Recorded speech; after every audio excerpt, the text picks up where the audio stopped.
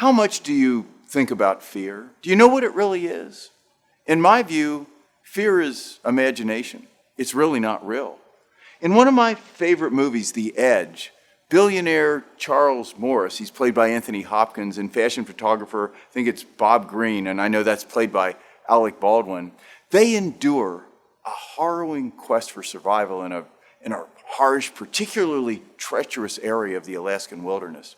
You know, while staying at a remote backcountry lodge that's accessible, I think, only by seaplane, they decide to fly upriver in search of a photogenic Indian grizzly bear hunter. Then suddenly a flock of birds slams head onto their single-engine bush plane and blasts through the windshield, blinds the pilot, clogs the prop, and everything disintegrates into blood-soaked bird yuck. The aircraft is just demolished. It careens violently out of control. It shears off, I remember, it shears off a pontoon, and the mountaintop that it flies over just zings off, and finally, careening all over the place, the plane plunges violently into an isolated backwoods lake. I remember the force of the impact in the movie. It rips the wings off the fuselage. The fragmented hull quickly fills with cold water and swirls. The plane is swirling down into the depths of this deep lake there in the Alaska wilderness. The pilot's dead. You can see that. His head is slashed by glass and it's covered in bird guts and feathers and blood. Green frantically claws his way out of the plane and flails his way to the surface, and he just coldly and unemotionally leaves Morris and his assistant Stephen, the photographer, trapped in this plane that's just diving down into the depths. It's all broken apart and they're all gasping for their last breaths. Well, this really dazed Stephen, the photographer, he can't unlatch his seatbelt, and as water floods into his lungs, he gradually and really, you can see the pain in his face. He loses consciousness. The broken up aircraft, it continues to swirl deeper and deeper into this glacier, water-filled crevice. Quick-witted, in control, this billionaire, Morris, he breaks loose, locates his pocket knife. It was a birthday gift from Green, by the way, the night before, the guy that flailed up to the surface. And he cuts Stephen's belt off, and he drags this unconscious photographer out of the plane and claws his way up through the water and onto the shore with Stephen in tow. Well, after mouth-to-mouth resuscitation by Morris, Stephen revives, and then, so it's the three of them. You've got these three guys, and as the movie unfolds, after surviving this horrific crash, and they're near starvation, they're enduring these awful snowstorms, driving sleet, bitter cold, unbelievable, I won't say inconveniences, the stuff they go through. Then they have to elude this vicious, cunning, man-eating grizzly bear. And by the way, that's brilliantly played by Bart the Bear. If you haven't seen this movie, you should. I won't ruin it by revealing who dies and who lives and exactly what happens and the fate of old Bart the Bear.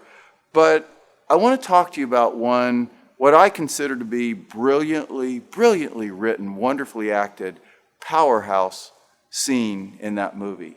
The message it conveyed to me is a compelling illustration of the power of fear, how it can clarify, intensify, and define what we make of our lives each day. You see, I believe that fear is one of those huge factors that holds us back from accomplishing the great things that we were destined to do. So the sequence I wanted to describe, this riveting sequence, it's not only an example of how to overcome fear, it also illustrates how to excel in the face of fear. And I don't think that's what most people think about. How do I overcome fear? But what I think about is, how do I knock it out of the park? How do I be amazing in the face of fear? How do I summon the courage to make the speech that'll blow them away when I'm nervous and I'm up in front of thousands of people, and not just overcome it, but blow them away. So as you listen to the actors' dialogue, remember these words. Fear is imagination. It's really not real. Fear is imagination. It's really not real. So we're halfway into the movie. I want you to picture that. We're halfway into the movie. There's this grizzly bear, man-eating grizzly bear that's after these guys. There's 3 of them. The horrible weather, starvation, physical exhaustion, and bear attacks. I mean, these guys are just, it's taken their toll. Green's ready to give up. He's ready to lie down and just say, game over. He's a beaten man, resigned to the reality of starving to death or being eaten alive by the bear.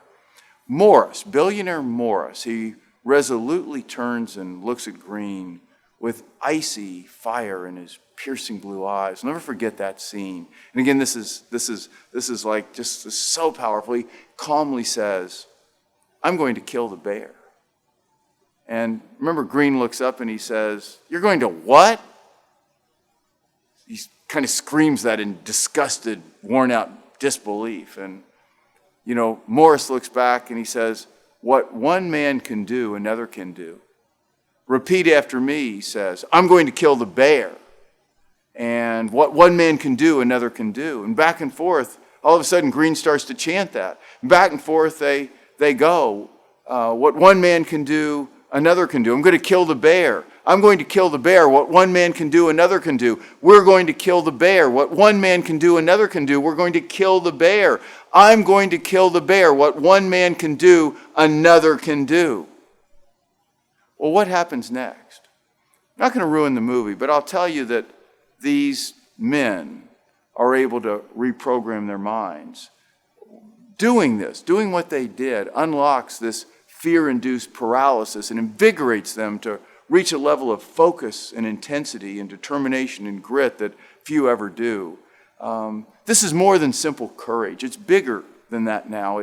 They're envisioning precisely how to actually accomplish a terrifying endeavor few would ever try, to kill this big man-eating grizzly bear they have no weapons, they have no gun, they have no nothing.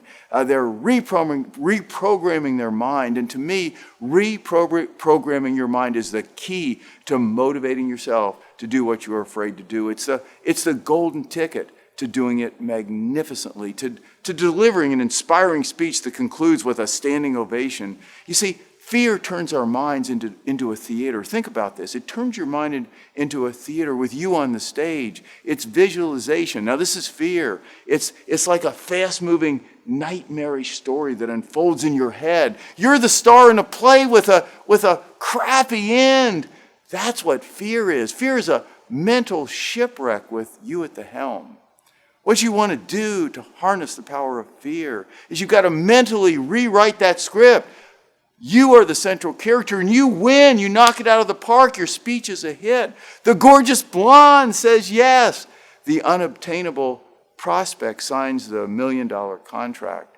The badly needed investor that you need for your company writes the big check. And yes, you kill the bear. And that's the takeaway I want to leave you with today.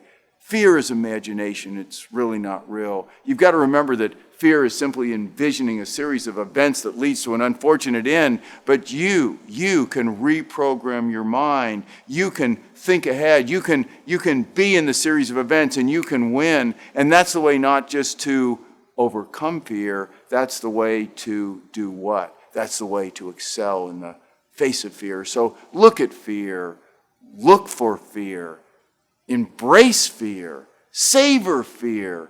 In The Edge, billionaire Morris refuses to concede to the bear. He simply will not accept the obvious end, a grizzly feasting on his human meat. There's a powerful underlying message in that movie that many don't see. Morris became a billionaire because he led his life like he approached killing that bear.